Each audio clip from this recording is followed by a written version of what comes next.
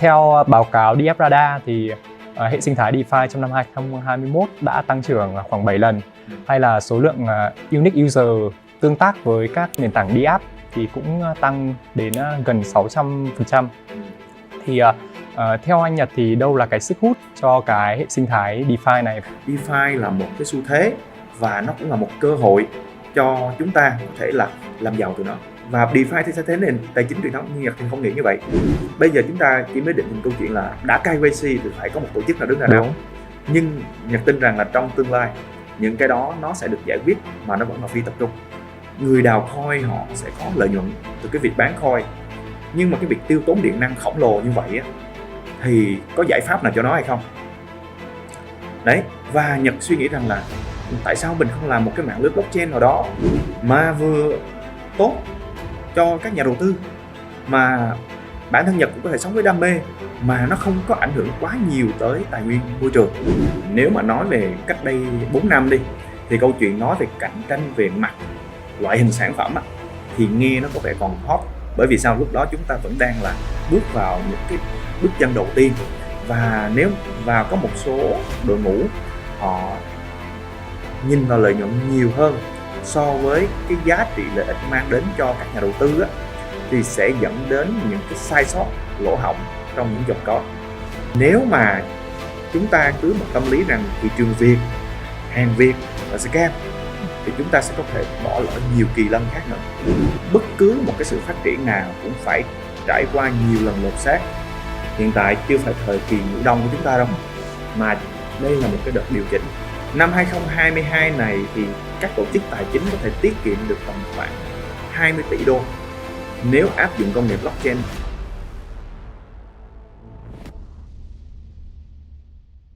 Xin chào quý khán giả của HotQA, chào mừng các bạn đã quay trở lại với chuỗi talk show Blockchain Talk để cùng mình trò chuyện cùng những chuyên gia, những dự án hàng đầu trong lĩnh vực blockchain. Chương trình được thực hiện bởi HotQA và được tài trợ bởi Factory Chain, và mình là Martin, người sẽ dẫn dắt câu chuyện ngày hôm nay. Và chắc hẳn ai đã tham gia vào thị trường blockchain được một thời gian thì đều biết đến khái niệm DeFi, Decentralized Finance, hay còn gọi là tài chính phi tập trung. Trong năm 2021, với rất nhiều sự kiện diễn ra đã để DeFi tự chứng minh được là DeFi không chỉ là một trend, một xu hướng nhất thời, mà còn là một mảnh ghép không thể thiếu trong lĩnh vực blockchain nữa. Và để nghe thêm những câu chuyện xoay quanh chủ đề DeFi thì hôm nay Martin sẽ dẫn các bạn đến gặp một chuyên gia, cũng là vị khách mời của chúng ta ngày hôm nay, đó chính là anh Phan Đức Nhật, co-founder và CEO của Beholders, một hệ sinh thái riêng dành cho tài chính phi tập trung và NFT với cộng đồng lên tới 150.000 thành viên ở trên hơn 10 quốc gia tính cho tới thời điểm hiện tại. Vâng, em chào anh Nhật. Thì hôm nay đúng là cơ duyên khi mà anh Nhật ra ngoài Hà Nội và kết quả là chúng ta có buổi trò chuyện. Thì trước khi như thường lệ, trước khi đến với những câu hỏi mà em dành cho anh Nhật ngày hôm nay, thì anh có thể giới thiệu sơ qua về bản thân cũng như là về dự án Beholders cho mọi người cùng biết không ạ? Xin chào quý vị khán giả của HotQA. Cảm ơn Martin, cảm ơn chương trình đã cho Nhật có cơ hội để mà đến chương trình của ngày hôm nay, để có cơ hội nói về bản thân cũng giống như nói về cái dự án BSO. Thì Nhật tự giới thiệu, Nhật là tên đầy đủ là Phan Đức Nhật và là sinh năm 91 và là hiện tại đang là giám đốc điều hành của dự án BSO. Thì BSO là một dự án để mà tạo dựng ra một cái hệ sinh thái blockchain để hỗ trợ linh hoạt cho các nền tảng DeFi và hỗ trợ cho các dự án của các doanh nghiệp SME vừa và nhỏ. Dạ vâng. Vậy dạo này BSO có gì mới không? Anh có thể chia sẻ nhiều hơn, ví dụ như sự kiện 30 tháng 12 gần đây chẳng? Thì thật ra mà nói thì BSO là chính thức là bắt đầu khởi động là vào tháng 6 năm 2021 và listing là vào cuối tháng 9 và đầu tháng 10 vừa qua. Thì cũng trong thời gian đó thì vào ngày 30 tháng 12 vừa qua là tung ra mainnet là để mà khởi chạy cái mạng lưới của mình, và kể từ lúc đó là có thể mạng lưới đã có thể cho phép tất cả các nhà tạo lập dự án có thể hoạt động lên trên cái mạng lưới của mình. Anh Nhật có thể chia sẻ thêm là mình còn những sản phẩm nào trong năm nay không? Ok, để Nhật chia sẻ thêm cho Martin và cùng quý khán giả cùng biết thêm một vài sản phẩm mà BSO dự kiến ra trong thời gian tới. Thì sau khi tung ra mainnet xong thì vào cuối quý 1 2022, BSO sẽ cho ra mắt là BSO Launch Pass, là để hỗ trợ cho các startup giống như BSO đã từng, và nó cũng là một cái bệ phóng để mà hỗ trợ cho các doanh nghiệp, các startup nhỏ, cái startup mà họ muốn được raise vốn và họ cũng muốn được giới thiệu đến cộng đồng. Kèm theo đó thì nó cũng là nơi để mà mang về các dự án để hoạt động lên trên cái mạng lưới Bistro Chain. Và cuối quý 2 2022 thì Bistro Wallet sẽ dự kiến sẽ được ra mắt.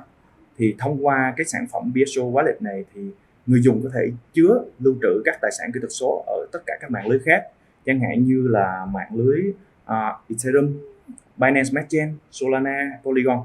Đó, thì có nghĩa rằng cái ví này là loại ví đa mạng. Kèm theo đó, thông qua cái ví này cũng là Bistro cũng muốn đưa đến cho người dùng một cái sản phẩm là mang giá trị là vừa an toàn và vừa bảo mật, để mà cho ít nhất là những người dùng mới, họ mới tham gia vào thị trường này, họ không quá lo lắng về cái việc mất mát tài sản nữa.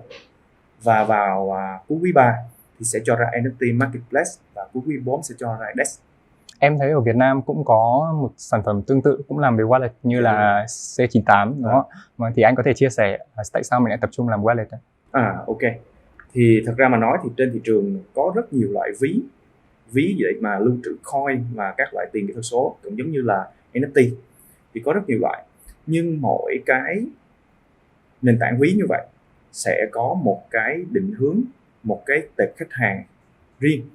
Và chẳng hạn như ở Việt Nam mình đi thì có nổi tiếng nhất là ví C98, thì họ tập trung vào những cái Pro user là sao? Có nghĩa là những người đó đã biết về crypto và họ có thể là những trader rất là chuyên nghiệp rồi, và họ hướng đến những cái phân khúc là C98 hướng đến DApps, là sẽ tích hợp với một là super app, là muốn cho một cái sản phẩm của họ trở thành một cái sản phẩm tích hợp tất cả những bộ công cụ mà thị trường crypto cần và cộng đồng crypto cần.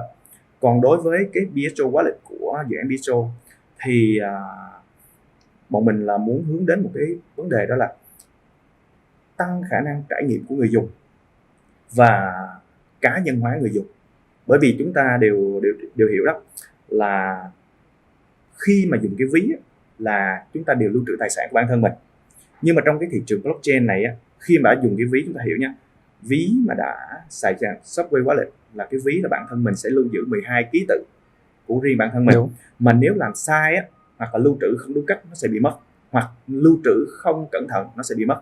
Thì những cái vấn đề mà khi bạn đã mất tài sản là không thể cứu vãn thì sẽ khiến cho những người mới tiếp cận vào thị trường này, họ sẽ không quá mặn mà, và họ cũng sẽ nó giống như có một bức tường để ngăn cách những con người bình thường đến thị trường crypto nói riêng và cái ngành công nghiệp blockchain nói chung, đúng không?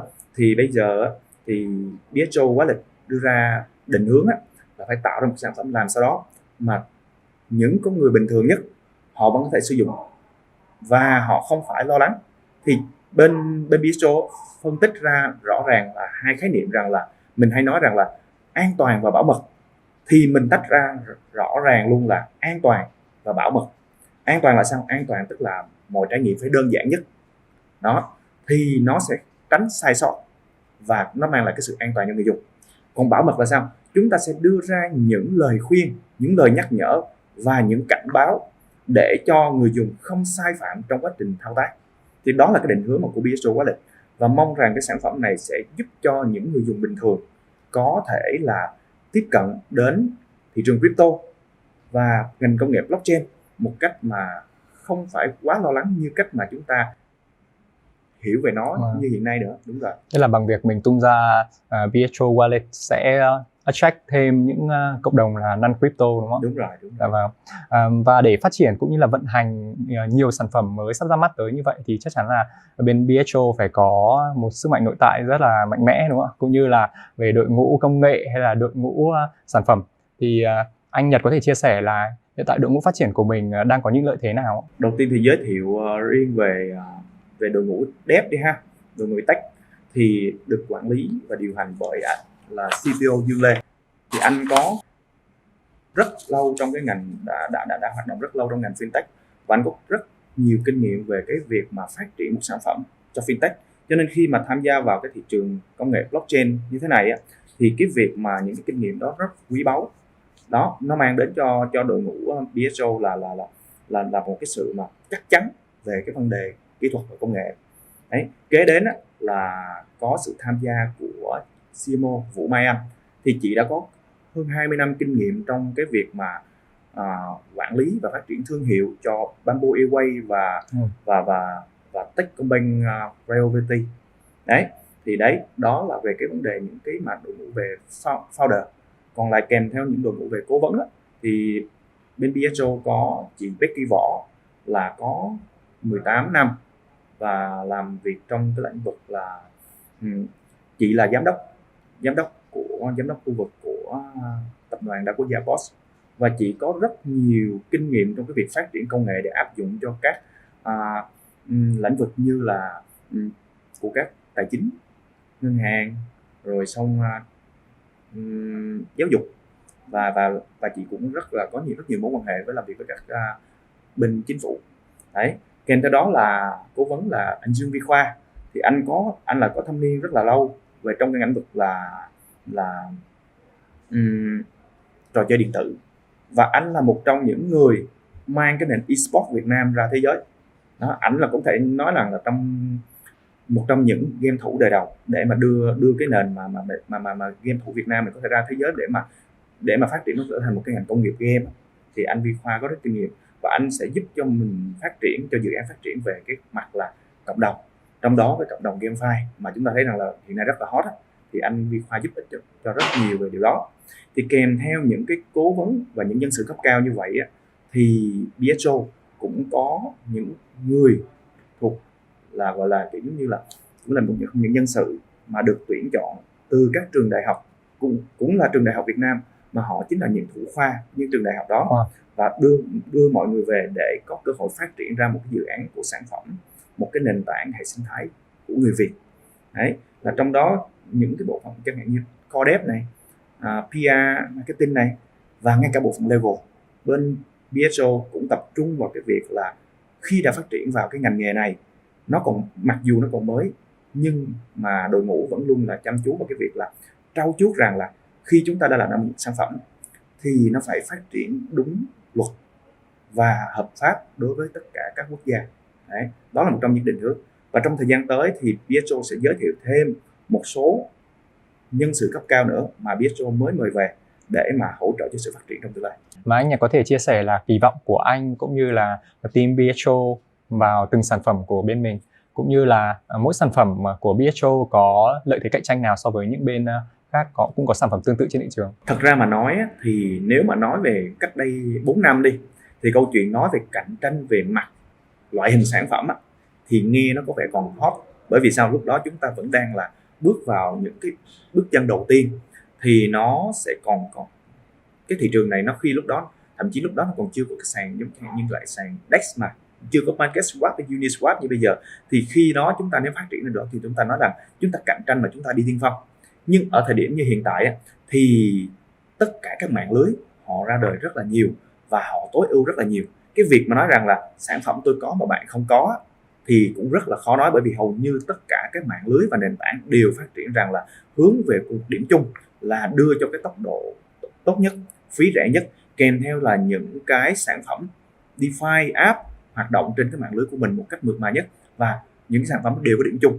Nhưng mà nói về cái điểm, nếu mà nói về sự khác biệt về sản phẩm đi, thì mình không nói về cái mặt gọi là mặt hàng sản phẩm, mà mình nói về là trong mỗi sản phẩm như vậy thì chúng ta tối ưu được điều gì và mang lại cái giá trị khác biệt gì so với hệ sinh thái và mạng lưới khác Nhật có thể nói được.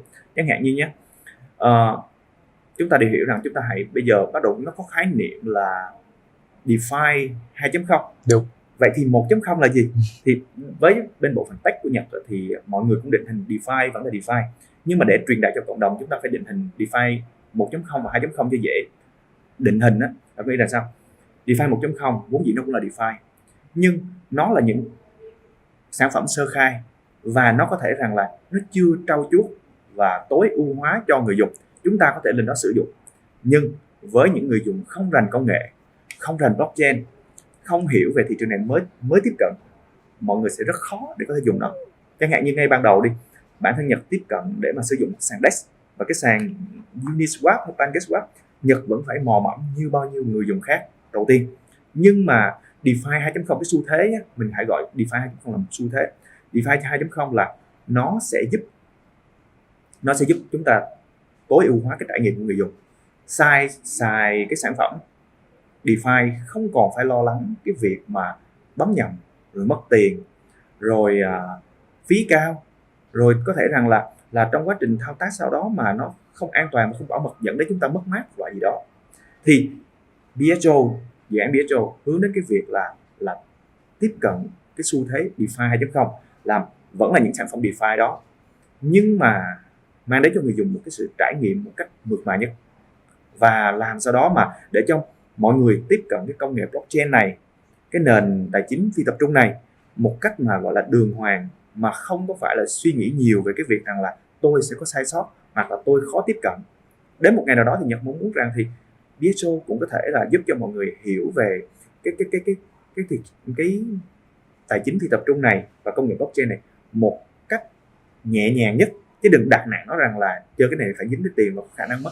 Đấy, đó là cũng là một cái trong những cái mà cái tầm nhìn và cái sứ mệnh của BSO từ lúc mà hình thành cho đến nay. Tức là mình sẽ vẫn phát triển trên những cái hệ sinh thái DeFi đó, Đúng nhưng rồi. mà mình chỉ là nâng cấp và làm cho nó tốt hơn và tốt hơn nữa, đúng không? Đúng rồi.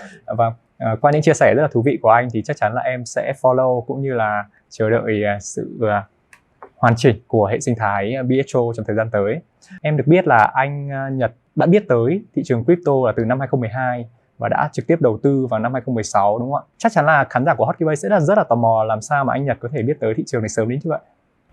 Thật ra mà nói thì biết đến cái thị trường này thì Nhật biết khá là sớm, bởi vì vào cái lúc mà còn sinh viên thì Nhật đã tìm hiểu về nó, là bởi vì trên các diễn đàn mà Nhật tham gia là họ trả cho những cái bài viết là bằng Bitcoin. Có khi một bài viết mà hay có thể trả đến 1-3 Bitcoin. Bình thường lúc Bitcoin thì nó chưa có cái giá cao như bây giờ, và nó khiến cho Nhật là định hình một câu chuyện rằng là nó có một cái gì đó thú vị ở cái đây. Thì nhưng mà lúc đó bởi vì mình cũng chưa thực sự hiểu rõ về cái loại là đồng coin này nó mang cái giá trị gì, và mình cũng cứ vẫn theo một cái suy nghĩ truyền thống rằng là cái gì để bảo chứng cho cái giá trị của nó, hay chỉ là một đồng coin để mà các cộng đồng chơi với nhau thôi.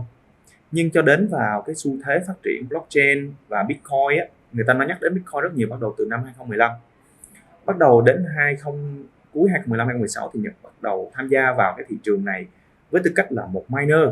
Bởi vì hồi đó Nhật nghe rất nhiều về cái việc là đào Bitcoin, thì bắt đầu Nhật cùng anh em bắt đầu tìm hiểu thử là cái cách mà để tạo dựng ra một cái máy đào như thế nào, và vì sao đào, một khi mình đào hay nghề thủ công, đúng không? Ông làm nghề đào vàng là mọi thứ là nó phải vật lý. Đúng rồi. Nhưng ở đây nó lại thông qua một cái loại phần mềm. Thì bắt đầu Nhật rất là tò mò với nó. Bạn nói là một khi làm điều gì thì chúng ta phải có sự đam mê. Thì đam mê của Nhật là xuất phát từ cái việc là khi mà chúng ta thiết lập hệ thống để mà đào nó, bắt đầu mình tò mò tiếp là nó phải xử lý như thế nào, rồi xử lý để là giúp cho điều gì. Từ từ bắt đầu những cái mà kiến thức trình tự về vấn đề chuỗi khối block, rồi cái việc mà tạo ra những cái hash rate như thế nào và nó giúp ích gì cho mạng lưới. Dần dần Nhật tích góp được kiến thức đó vào. Về lâu về dài Nhật nuôi ra một ý tưởng là, bởi vì bản thân Nhật khi mà thiết lập một cái hệ thống máy đào khá là lớn thì Nhật phải thuê hẳn một cái xưởng trong một khu công nghiệp cơ. Nó rất khó. Những người bình thường đào cho vui thì không sao, nhưng mà để mà phải là đào để mà nếu như ta xem nó một ngành tài chính thật sự mà nói thì đầu tư rất nhiều tiền bạc và công sức, kèm theo đó là cái sự an toàn trong cái vấn đề là điện đóm, rồi xong bảo vệ nhà xưởng như thế nào. Nó không phải ai cũng có thể làm. Nếu mà chúng ta thực sự mà nó đam mê nó mà đi tới nó tới cùng, thực sự mà nói nó cũng là một cái nghề mà phải làm gì đó ra ngô ra khoai, chứ không đơn giản là đam mê là được đâu. Nhưng mà Nhật nghĩ rằng là khi mà mình càng tiêu thụ điện năng lớn như vậy thì Nhật mới định hình câu chuyện rằng nếu một thứ nó thực sự tốt thì nó phải là tốt cái đã. Nhưng trước mắt người đào coin họ sẽ có lợi nhuận từ cái việc bán coin, nhưng mà cái việc tiêu tốn điện năng khổng lồ như vậy thì có giải pháp nào cho nó hay không? Đấy, và Nhật suy nghĩ rằng là tại sao mình không làm một cái mạng lưới blockchain nào đó mà vừa tốt cho các nhà đầu tư, mà bản thân Nhật cũng có thể sống với đam mê, mà nó không có ảnh hưởng quá nhiều tới tài nguyên môi trường. và từ đó là ấp ủ, từ đó hình thành cho đến bây giờ bắt đầu là kể từ đó, và nó quay ấp ủ thôi, và cho đến tầm khoảng năm 2021 này để mà khi cùng ngồi lại với anh Dương Lê và các founder hiện tại cũng giống như các advisor hiện tại để cho ra một sản phẩm nó quay ấp ủ rất là nhiều năm, nhưng mà ít nhất là hình thành từ ban đầu là bởi vì Nhật là xuất thân từ miner, từ dân đào coin, và qua đó mình mới thấy được những cái góc khuất, những khía cạnh và những cái kiểu mà mình thấy nó được có mặt lợi, mình thấy cũng mặt hại, và bản thân Nhật thì muốn tìm một cái hướng khắc phục, và cuối cùng đó bắt đầu Nhật suy nghĩ đến BSO như ngày hôm nay. Qua chia sẻ của anh Nhật thì em thấy anh có một mindset giống CEO của Tesla, đấy là Elon Musk.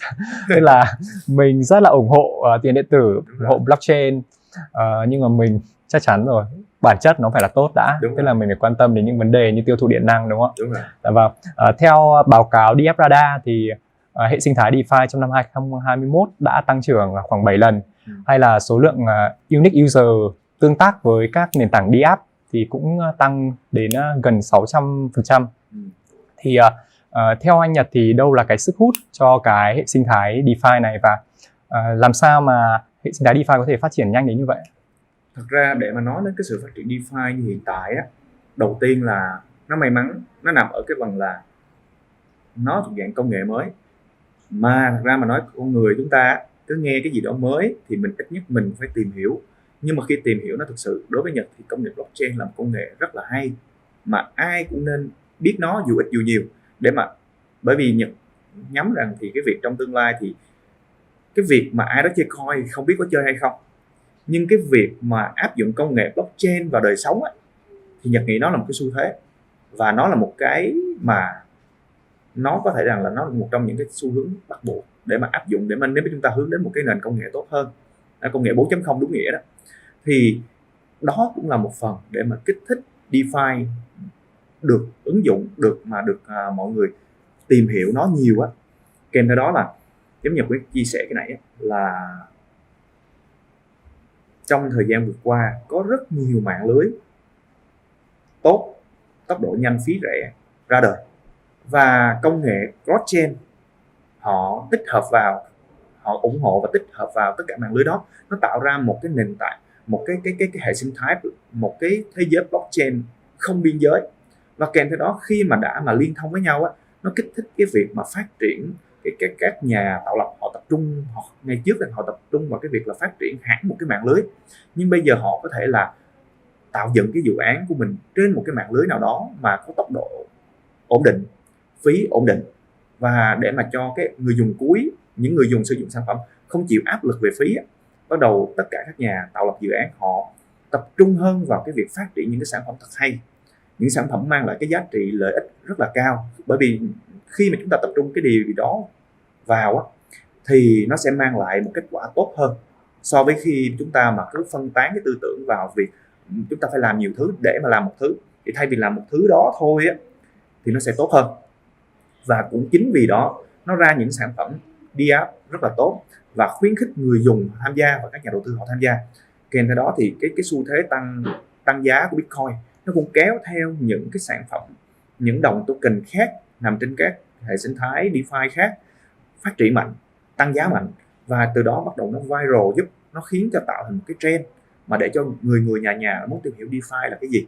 Và khi mà đã tìm hiểu rồi thì họ mới nhận ra rằng là DeFi là một cái xu thế và nó cũng là một cơ hội cho chúng ta có thể là làm giàu từ nó. Và là một người am hiểu rất là sâu về thị trường thì theo quan sát của anh Nhật thì thị trường blockchain nói chung hay là thị trường DeFi nói riêng thì đang hỗ trợ cũng như là phát triển cùng với tài chính cái nền tài chính truyền thống như thế nào, và cái việc tiếp cận DeFi của các tổ chức tài chính truyền thống của Việt Nam hiện nay đang ra sao? Thật ra mà nói thì giống như khi Nhật mới chia sẻ xong với Martin đấy, thì cái việc xu thế áp dụng công nghệ blockchain vào đời sống nó rất là thiết thực và thực tế. Đấy, thì cái việc mà các doanh nghiệp truyền thống, các tổ chức truyền thống áp dụng công nghệ blockchain vào cái hệ thống của họ về trong tương lai thì Nhật nghĩ đó là một cái xu thế tất yếu. Thì chẳng hạn như chúng ta đều thấy nhé, là theo khảo sát thì Năm 2022 này thì các tổ chức tài chính có thể tiết kiệm được tầm khoảng 20 tỷ đô nếu áp dụng công nghệ blockchain vào cái hệ thống truyền thống của họ. Bởi vì sao? Chúng ta biết rằng là hệ thống blockchain, mạng lưới blockchain giúp chúng ta xác thực, và chúng ta gần như chúng ta hiểu rằng là xác thực và bảo mật, và nó giúp cho cái tính ổn định rất là cao, an toàn, bảo mật. Thì chúng ta hiểu rằng ngay chẳng hạn giống như là Visa đi, đúng không, rất nổi tiếng, thì để mà cho cái mạng lưới của họ ổn định như vậy và an toàn như vậy, họ phải có một cái đội ngũ bảo mật lên đến tầm khoảng cỡ 5.000 người. Mà chúng ta hiểu rằng khi chúng ta đã có một cái hệ thống bảo mật rồi á, chúng ta với 5.000 nhân sự đó chúng ta có thể tiết kiệm được rất là lớn. Đúng. Mà mình chỉ mới nói đó là một cái mặt về bảo mật thôi. Còn nếu mà nói về cái nó bỏ qua cái tính của chúng ta phải cần một cái bên trung gian, cần những cái nhân sự mà phải làm vị trí trung gian rồi xong kiểm toán, đúng không nào?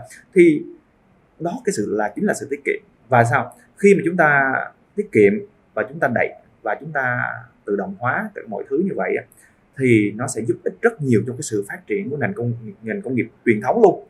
Cho nên có vài bên thì họ cứ nói rằng là blockchain sẽ thay thế và DeFi thì sẽ thay thế nền tài chính truyền thống, nhưng thì không nghĩ như vậy.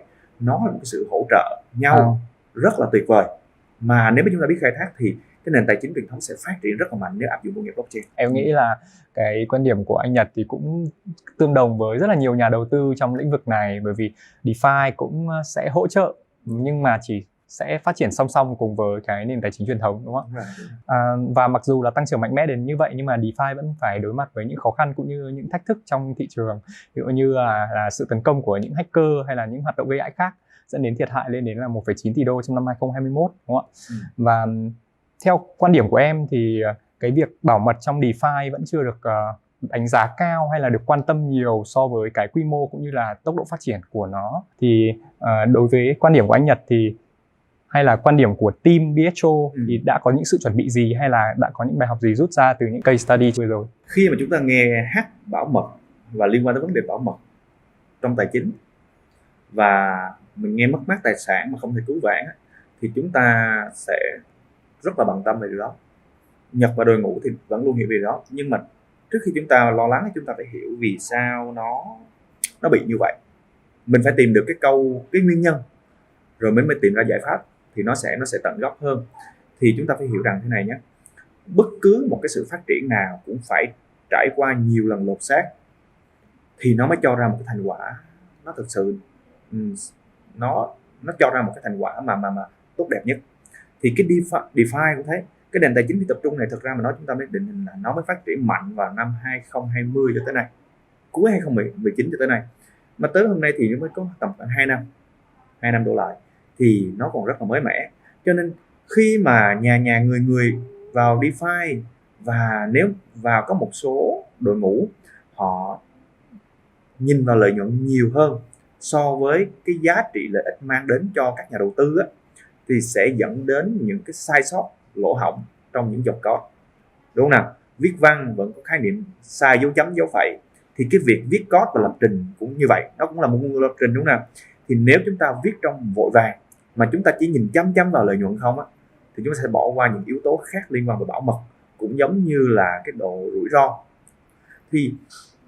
Và chúng ta đều định hình một câu chuyện nhé, DeFi tới bây giờ những cái câu chuyện bị hack đa phần lỗi từ chính dự án, và cái dự án đôi lúc không phải lỗi từ chính nền tảng mà họ sử dụng. BSO là một dự án nền tảng tạo ra một mạng lưới, thì những cái lỗ hổng DeFi kia không phải là lỗi của mạng lưới nền tảng đấy, mà là do trong quá trình xây dựng DApp thì các nhà tạo lập họ bị sai sót ở phần đó. Mình phải một câu chuyện đó.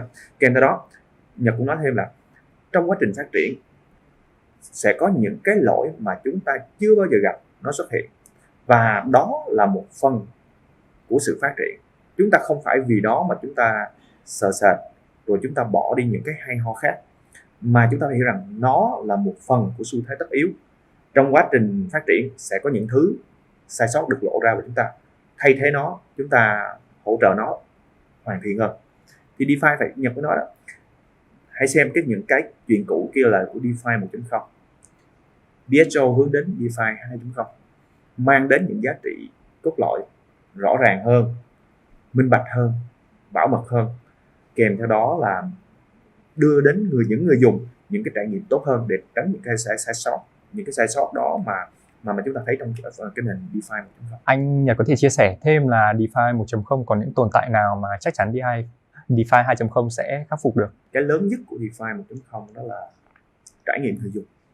Trải nghiệm của người dùng còn rất là sơ khai, và thứ hai nữa là bảo hiểm cho người dùng. Mất thì thôi. Mất thì thôi. Và khắc phục sẽ có đúng là có một vài bên họ sẽ đứng ra để mà nhận lại trách nhiệm và họ sẽ đền bù tổn thất, nhưng mà chúng ta cũng sẽ hiểu rằng là nó cũng chỉ là một vài bên thôi, đúng không nào? Cho nên bởi vì cái sự mất mát đôi lúc nó lớn hơn cái sự đền bù cơ, thì cái việc bảo hiểm cũng là một cái mà chúng ta đang hướng đến để mà update trong cái xu thế DeFi 2.0. Kèm theo đó là chúng ta thấy rằng là với nền tài chính tập trung bình thường hoặc là nền tài chính bình thường truyền thống thì mọi giao dịch hay mọi cái vấn đề chúng ta làm đều sẽ được KYC. Chúng ta sẽ biết đối phương là ai, chúng ta sẽ biết rằng là chúng ta đang làm điều gì, và các cơ quan quản lý họ sẽ quản lý điều đó. Nhưng với DeFi 1.0 thì cái phần KYC nó cũng chưa được áp dụng, mà mong rằng trong vòng để mà phát triển đúng nghĩa, để mà nó có thể áp dụng được hết một cách mà thoải mái nhất, thì cái phần KYC nó nên được áp dụng ở DeFi 2.0 với một phần nào đó để mà vừa bảo mật thông tin cho người dùng mà nó cũng phải bảo mật cho những cái cuộc giao dịch của tất cả. Bởi vì chúng ta hiểu rằng là trên không gian mạng thì đâu biết ai với ai, nếu chúng ta tất cả đều nặc danh đó, thì thực ra mà nói nó cũng không hẳn là an toàn cho nhà đầu tư đâu, mà chúng ta phải tận dụng xử lý cái phần đó một cách triệt để.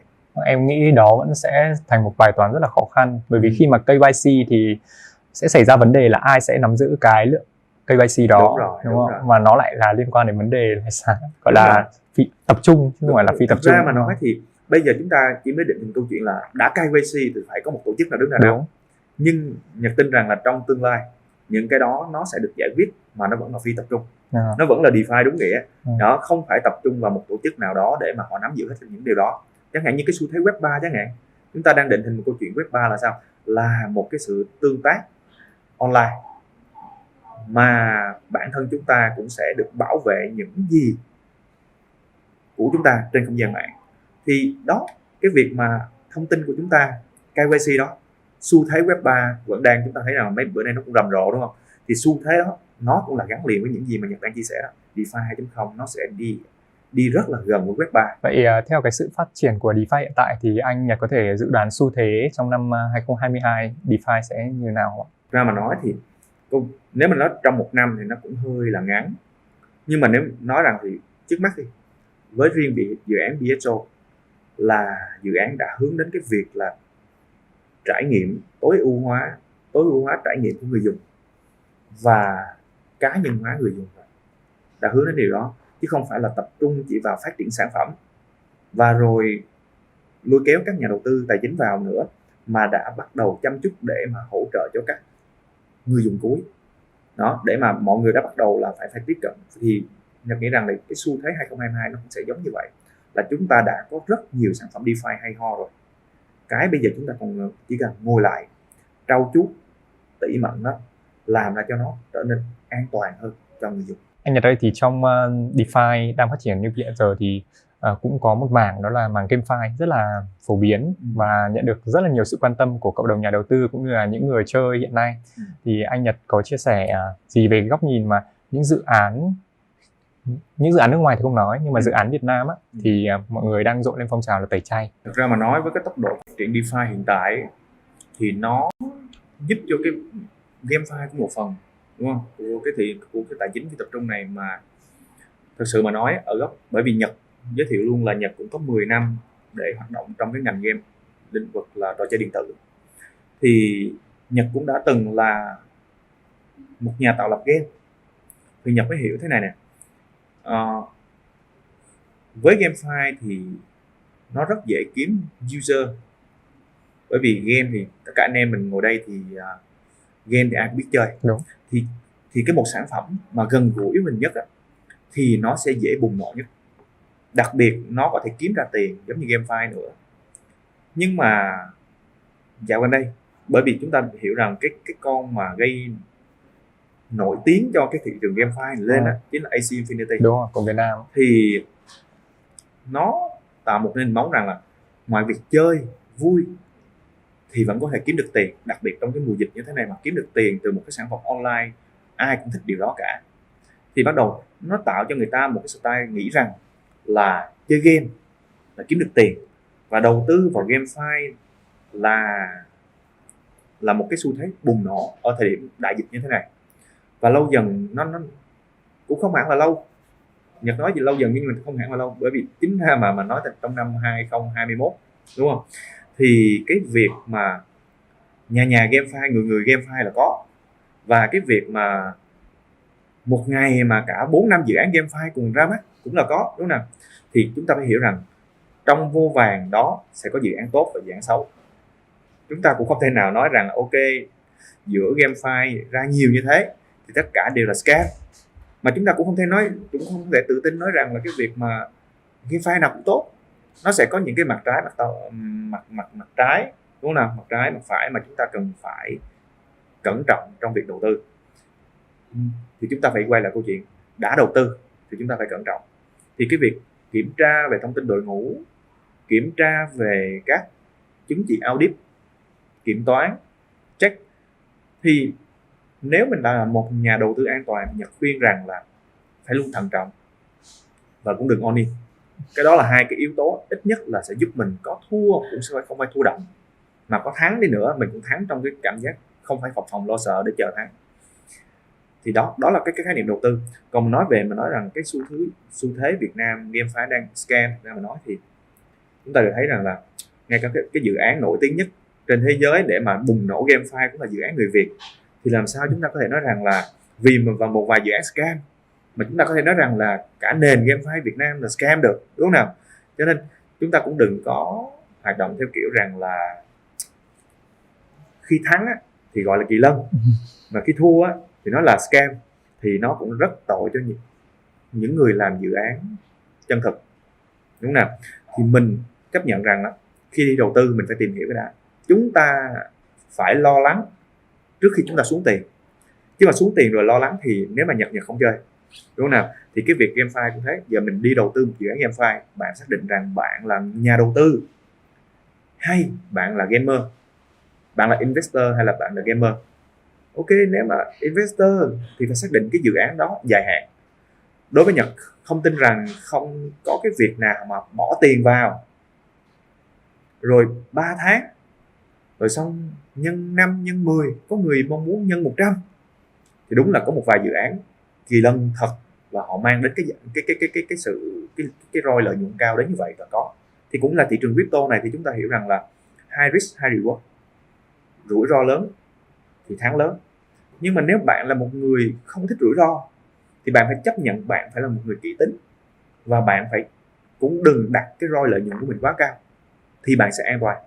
Nhưng mà vì chúng ta đôi lúc chúng ta cảm giác sợ mất, cảm giác FOMO, chúng ta không đầu tư là sẽ mất đi cơ hội, và dẫn đến cái việc chúng ta đầu tư sai lầm vào một dự án nào đó. Và khi mà thất bại hay là đầu tư vào nhầm lẫn, thì với những nhà đầu tư mới bắt đầu, khi chúng ta thua thì chúng ta sẽ tìm nơi trút giận.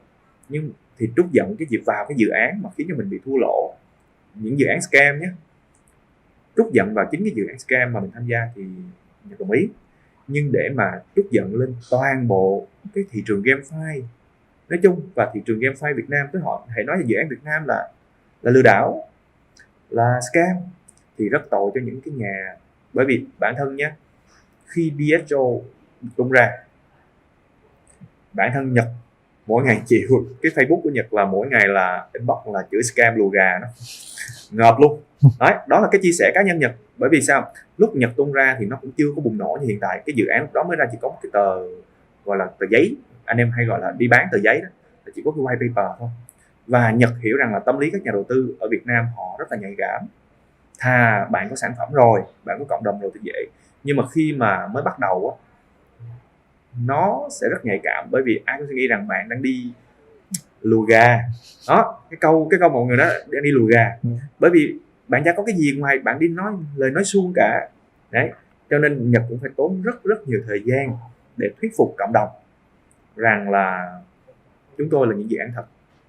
Thì Nhật nghĩ rằng là cái việc mà bị chửi khi làm dự án thì hãy tất cả các startup làm trong phát triển ngành blockchain này thì phải luôn sẵn sàng về điều đó. Bởi vì lúc người ta chỉ biết bạn thì phải chấp nhận nghi ngờ.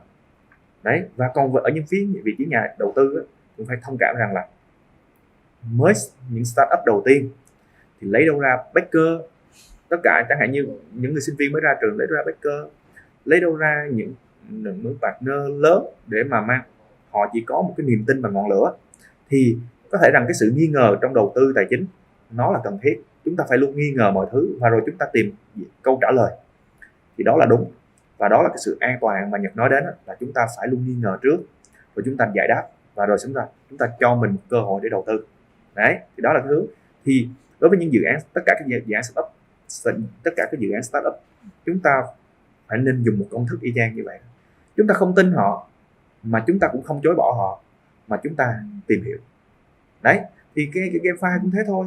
Nếu mà ai đó nói, nếu mà đầu tư vào cái con ISS, con AC Infinity đi, thì bây giờ chả phải là đúng không nào? Chúng ta tất cả đều trở thành triệu phú và tỷ phú rồi còn gì nữa.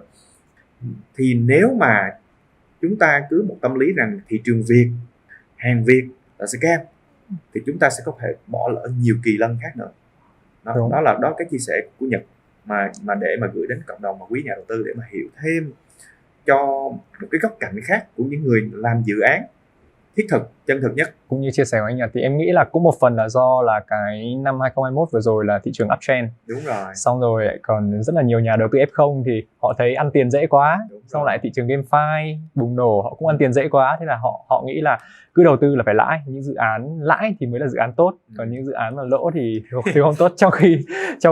Trong khi những người như anh em mình mà đầu tư được một vài năm rồi thì chắc chắn sẽ hiểu là sẽ có dự án tốt, dự án không tốt thì sẽ xuống và lên rất là bình thường. Mà thậm chí là cái thị trường này bản chất của nó là cái sự gọi là high risk high return, nên là cái việc tăng giảm của nó rất là kinh khủng. Đúng. Đó, thì với kinh nghiệm là một người đã tham gia đầu tư vào thị trường crypto từ năm 2016 thì anh Nhật có lời khuyên gì cho những nhà đầu tư để lựa chọn một dự án tốt không? Thì trước khi đầu tư thì chúng ta phải tìm hiểu bởi bản chất nhé. Đứng ở khía cạnh là một người làm dự án BSO, thì khi mà Nhật và đội ngũ đưa cái sản phẩm của mình ra thị trường á, để chào mời nhà đầu tư rót vốn vào á, thì phải chấp nhận cái sự nghi ngờ của họ. Nhưng càng nghi ngờ tức là càng được chú ý. Thì trách nhiệm của dự án phải đưa ra những thông tin càng minh bạch, càng đầy đủ để mà xóa đi những nghi ngờ đó. Cái việc chúng ta không biết chúng ta là ai phải được nghi ngờ. Nếu mà gặp một người lạ mà tin ngay thì đó là có vấn đề. Chúng ta phải nghi ngờ. Và rồi Nhật đã chịu rất nhiều câu hỏi. Có câu hỏi góp ý, có câu hỏi ác ý có, nhưng Nhật đều vui vẻ để tiếp nhận nó. Bởi sao? Đó là cái góc cạnh của vấn đề mà chúng ta cần phải giải quyết. Thì với một người làm dự án, trách nhiệm của Nhật và đội ngũ phải đưa ra những câu trả lời thuyết phục nhất. Bởi vì sao? Giống như chúng ta đi kêu gọi Shark Tank đi, trên truyền hình đi, có đầy ông Shark ở dưới hỏi và chúng ta trả lời.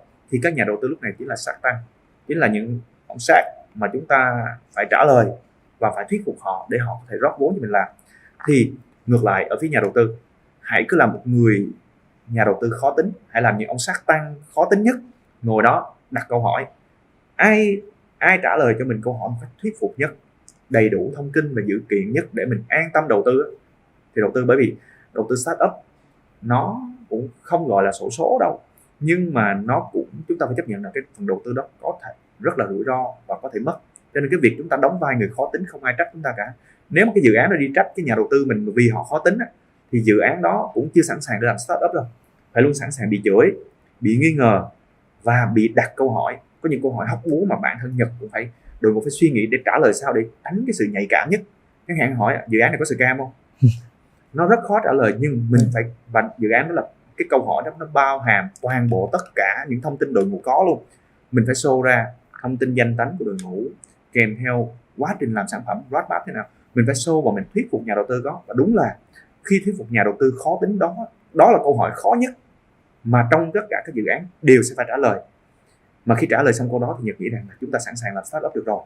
Còn những cái việc mà trong tương lai gặp những khó khăn khác á, thì chúng ta phải luôn sẵn sàng tinh thần. Còn cái việc mà trả lời câu hỏi bạn có phải là người scam chúng tôi không, phải trả lời. Thì khi mà nhà đầu tư ở thời điểm hiện tại trong thị trường crypto này, đây là một thị trường cũng còn thiên về niềm tin, thì câu trả lời đó bạn phải giải quyết được. Đó vị trí nhà đầu tư, còn vị trí của dự án. Còn vị trí nhà đầu tư sao? Ai mà trả lời cho mình được cái câu đó? Bởi vì cái câu hỏi đó không sai nha, không phải sai đâu. Đừng nói rằng là đi vào những người ta hay nói là câu hỏi đó nó hơi chua, đúng không? Nhưng câu hỏi đó là thứ thiết thực đó. Thì khi mà chúng ta tìm đủ câu trả lời cho phần đó rồi, nó không scam và nó thuyết phục được tao để xuống tiền, thì đó ít nhất mình cũng phải xuống tiền. Và cái thứ hai, khi xuống tiền đừng có lấy hết tất cả những gì mình có mình vào, đúng không nào? Có rất nhiều dự án để cho chúng ta đầu tư, chúng ta cũng sẽ không vội vã để mà all in tất cả những gì chúng ta có và chúng ta ăn một cú lớn. Có rất nhiều người đã may mắn như vậy, nhưng chỉ một vài thôi. Thì chúng ta phải cho chúng ta một đường lui. Ok, có 100% vốn, chúng ta có thể chia 3, chia 5, chia 10 nó ra, thì chúng ta vào một phần trong đó thôi. Bởi vì chúng ta đã xác định nó, nếu mà các bạn xác định là nó nhân 2 thì ok, thì vào nhiều một tí. Nhưng mà xác định nhân 10, nhân 100, ok, vào ít một tí, bởi vì nhân lớn lên thì nó cũng là một cơ hội của mình, đúng không nào? Và cho dù có một cái rủi ro nào đó thì chúng ta cũng sẽ không ảnh hưởng đến cuộc sống của mình. Đó, thì đó là cái góc chia sẻ mà Nhật, mà bản thân Nhật cũng là chủ dự án và Nhật cũng là nhà đầu tư, và giới thiệu luôn là Nhật là đu đỉnh từ 2017 cho tới tận giữa 2019 đầu 2020 mới về bờ. Nhưng mà cái chữ đu đỉnh và cái chữ mà kiểu như chúng ta trong thị trường ngủ đông á, thì cái việc mà holder trở thành cổ đông là chuyện rất bình thường. Không, mình phải ôm, mình phải giữ và mình chờ cái dự án nó phát triển. Thì tính ra ngủ đông, cái thời kỳ ngủ đông cũng khá là dài, là từ 2018 cho tới giữa 2020, đúng không? Bitcoin về 3.000, 20.000 về 3.000, một cái pha đó là có nhiều người là họ nghĩ rằng họ mất hết. Thì chúng ta phải chấp nhận rằng là cái thị trường này là một cái thị trường biến động lớn, và chúng ta phải chấp nhận rằng chúng ta sẽ phải ngủ đông trong một khoảng thời gian nào đó và chờ dự án phát triển. Đó. Rất là cảm ơn chia sẻ của anh Nhật. Thì cũng quay lại câu chuyện mùa đông, thì cũng vừa bước sang năm 2022. Thì thứ nhất là anh Nhật có lời chúc gì dành cho quý khán giả, cũng như là anh có nhận định gì liên quan đến thị trường vào thời điểm hiện tại cũng như là trong năm 2022. Bởi vì là mọi người đang đồn đoán rằng là mùa đông lại sắp xảy ra rồi, nhưng mà có lẽ là mọi người đã có một cái nhìn tích cực hơn so với đợt downtrend lần này. Bởi vì là nhất là mọi người nghĩ là nó sẽ không thể giảm được kinh khủng như năm 2017 nữa. Đó, và cũng sẽ không kéo dài như sau vài năm như vậy nữa. Thì anh Nhật có chia sẻ gì ạ? Ok, thì nhân cái cái này sắp Tết ta rồi, đúng không? Thì những ngày cuối năm của năm 2022 Tết âm ha, những ngày cuối năm của năm 2021 và sắp tới là đón chào một cái năm mới của Tết Nguyên đán của 2022 Nhâm Dần.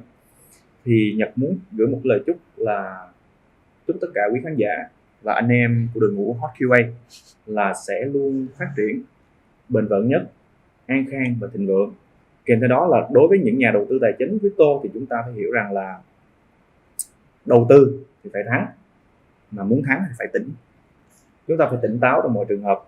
Và với nhận định riêng của Nhật ở trong cái thị trường năm nay á, thì thật ra mà nói thì Nhật nghĩ rằng hiện tại chưa phải thời kỳ ngủ đông của chúng ta đâu, mà đây là một cái đợt điều chỉnh, mà có thể rằng khi chúng ta ăn Tết xong, đón Tết Nguyên đán xong thì sẽ có thêm những điều hứng khởi mới đang chờ đón chúng ta trong năm mới. Đấy, rất là cảm ơn chia sẻ của anh Nhật. Thì một lần nữa em cảm ơn anh vì đã nhận lời mời tham gia của Hot QA ngày hôm nay. Thì em tin chắc rằng với những chia sẻ vừa rồi của anh Nhật thì mọi người cũng sẽ hiểu hơn về BHO, tầm nhìn cũng như là hướng đi của BHO, hay là những chia sẻ rất là thú vị của anh về DeFi hay là thị trường nữa. Chúc anh và BHO sẽ thành công hơn nữa trong thời gian tới ạ. Cảm ơn Martin, cảm ơn Hot QA. Vâng, thưa quý vị, và cũng đã đến lúc khép lại tập phát sóng đặc biệt lần này, cũng là tập phát sóng cuối cùng khép lại năm âm lịch 2021. Martin muốn gửi lời cảm ơn tới quý khán giả đã theo dõi cũng như là quan tâm đến Blockchain Talk. Chúc cho mọi người có thật nhiều niềm vui và sức khỏe. Hẹn mọi người trong năm 2022 với nhiều câu chuyện thú vị hơn nữa. Còn bây giờ xin chào và hẹn gặp lại. Hello các quý khán giả của HotQA. Vậy đã đi qua tổng cộng 11 tập phát sóng của Blockchain Talk rồi. Chương trình sẽ tạm ngưng phát sóng vì cũng sắp tới thời điểm Tết âm lịch của Việt Nam và cũng là khoảng thời gian để cả ekip cùng nhau nhìn lại và cải thiện hơn trong mùa tiếp theo. Blockchain Talk sẽ quay trở lại sớm thôi. Hãy like và follow fanpage của HotQA để luôn được cập nhật những tin tức mới nhất nhé. Và rất nhiều kênh mạng xã hội khác nữa được tổng hợp tại Linktree HotQA Official.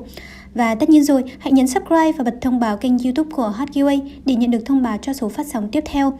Mọi góp ý về chương trình cũng như là các câu hỏi yêu cầu về gương mặt tiếp theo mà các quý khán giả đang mong chờ đến sóng có thể gửi về địa chỉ mail hi@hotqa.io.